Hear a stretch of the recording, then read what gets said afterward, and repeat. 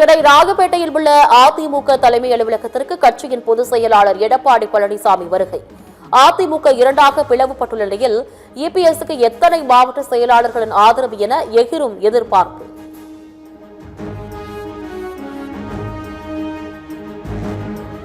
சென்னை ராகப்பேட்டை அலுவலகத்தில் அதிமுக மாவட்ட செயலாளர்கள் கூட்டம் எடப்பாடி பழனிசாமி தலைமையில் தொடங்கியது. இபிஎஸ் ஆதரவு மாவட்ட செயலாளர்கள் பெரும்பாலானோர் வந்துள்ள நிலையில் முன்னாள் அமைச்சர் ஜெயக்குமார் வரவில்லை என தகவல்.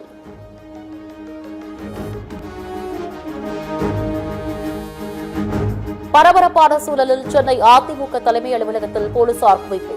அசம்பாவிதங்கள் ஏற்படாமல் இருக்க காவல்துறை முன்னெச்சரிக்கை.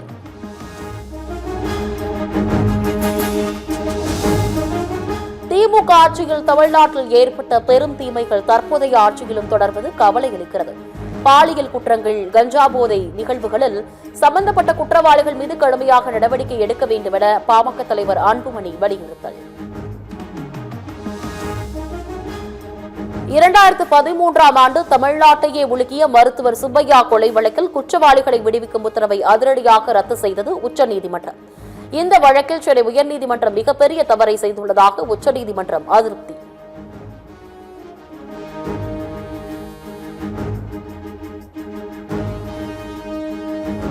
சென்னையில் மே 23ஆம் தேதி திமுக இளைஞரணி ஆலோசனை கூட்டம். இளைஞரணியின் ஆக்கப்பணிகள், கருணாநிதி பிறந்தநாள் கொண்டாட்டம் குறித்து முக்கிய முடிவு.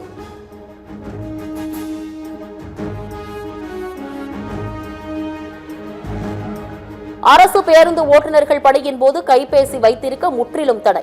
பேருந்து நிலையம் மற்றும் வழித்தட ஆய்வின் போது ஓட்டுநர்கள் கைபேசி வைத்திருப்பது கண்டறியப்பட்டால் கடுமையான நடவடிக்கை எடுக்கப்படும் என தமிழ்நாடு அரசு மீண்டும் எச்சரிக்கை.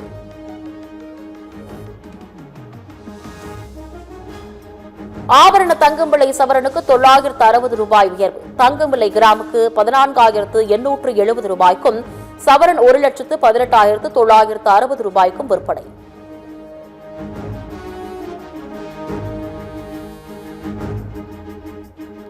நான்கு நாட்களில் பெட்ரோல், டீசல் விலை மீண்டும் உயர்வு. பெட்ரோல் லிட்டருக்கு 86 காசுகளும், டீசல் லிட்டருக்கு 83 காசுகளும் உயர்த்தப்பட்டு விற்பனை.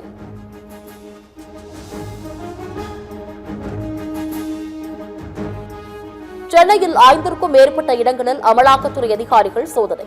பழைய கார் வாங்கி விற்கும் பைனான்சியருக்கு தொடர்புடைய இடங்களில் சோதனை நடத்தும் அதிகாரிகள்.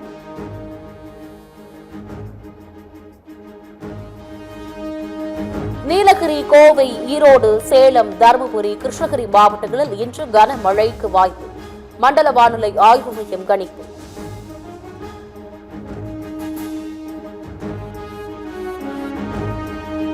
சென்னை மணிமங்கலம் அருகே வீடு புகுந்து காடா பாடகர்கள் வெட்டி கொலை செய்யப்பட்ட வழக்கு. 2 சிறார்கள் உட்பட 7 பேர் கைது.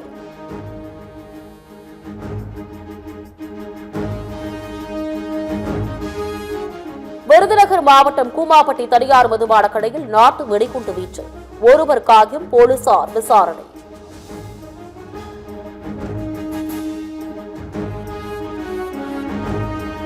திருவாரூர் மாவட்டம் முத்துப்பேட்டையில் பத்திரிகையாளர் மீது சரமாரியாக தாக்குதல் நடத்திய கஞ்சா கும்பல். கஞ்சா உற்படை தொடர்பாக செய்தி வெளியிட்டதால் ஆத்திரத்தில் கஞ்சா கும்பல் வெறி செயல்.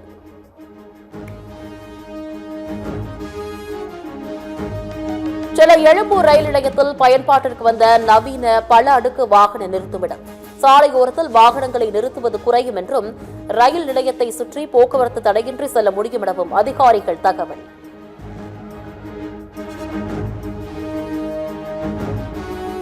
திருவள்ளூர் மாவட்டம் பழவேற்காடு கடலில் மீனவர் வலையில் சிக்கிய வெடிகுண்டு போன் மர்ம பொருள்.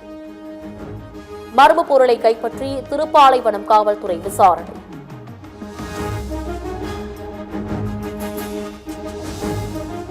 சென்னை விமான நிலையத்தில் போதிய பயணிகள் இல்லாததால் குவைத், மும்பை உள்ளிட்ட 4 விமானங்கள் ரத்து. விமானங்கள் ரத்து தொடர்பாக முறையான அறிவிப்புகள் தராததால் பயணிகள் கடும் அவதி.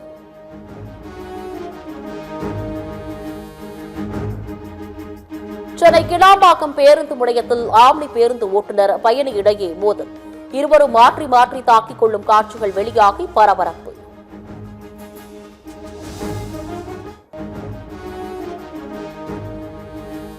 பொதுமக்கள் தங்களது முகவரி உள்ளிட்ட விவரங்களை மை ஆதார் இணையதளம் மூலமாக இலவசமாக புதுப்பிக்கும் வசதி. 2027ஆம் ஆண்டு ஜூன் 14 வரை நீடித்தது மத்திய அரசு.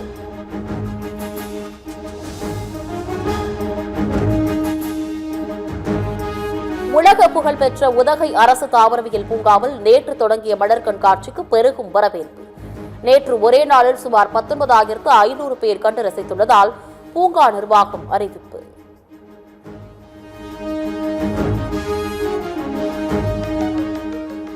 பக்ரீத் பண்டிகையையொட்டி நெல்லை மேலப்பாளையம் சந்தையில் அதிகாலையிலேயே குவிந்த வியாபாரிகள்.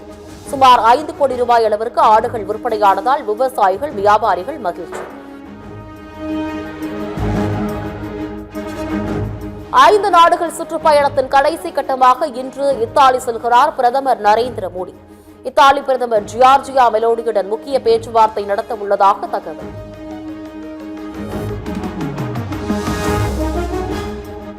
ரஷ்யாவிடம் தொடர்ந்து கச்சா எண்ணெய் இறக்குமதி செய்து வருவதாக மத்திய அரசு தகவல். அமெரிக்காவின் கச்சா எண்ணெய் இறக்குமதி கட்டுப்பாடு குறித்து பெட்ரோலியத்துறை இணை செயலாளர் விளக்கம்.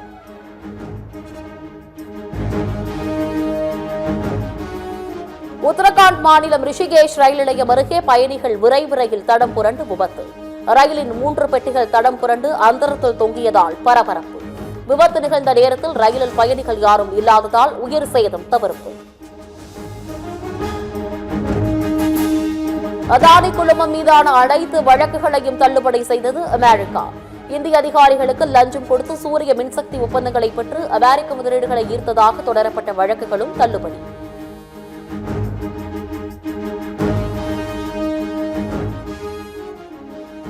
IPL தொடரின் இன்றைய போட்டியில் ராஜஸ்தான் லக்னோ அணிகள் பல பரீட்சை.